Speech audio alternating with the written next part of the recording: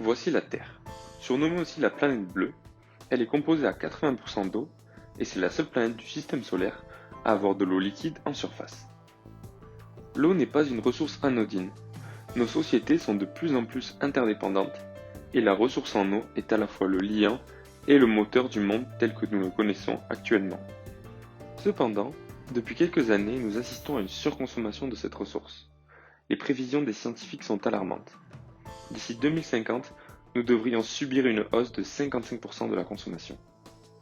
Sensibilisés à ces enjeux, 5 étudiants en Master 1 Entrepreneuriat et Management de projet de l'IAE de Bordeaux ont décidé de prendre part à cette problématique en créant l'événement The Good Way.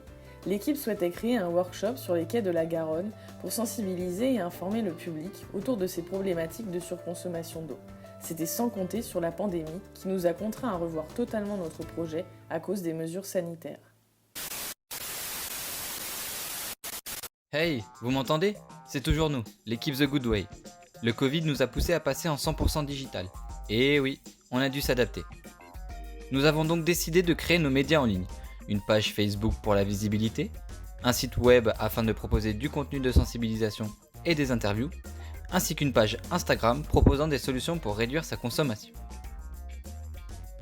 Parallèlement à ça, on a organisé une conférence en ligne sur Zoom afin de présenter le constat actuel de la ressource en eau, mais aussi d'apporter un regard différent en mettant en avant des solutions pour le grand public et les entreprises.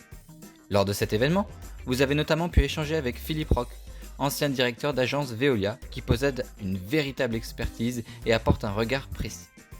Il y eut aussi l'intervention de l'association La Fumainerie, une association pionnière de la gestion circulaire des excrétas.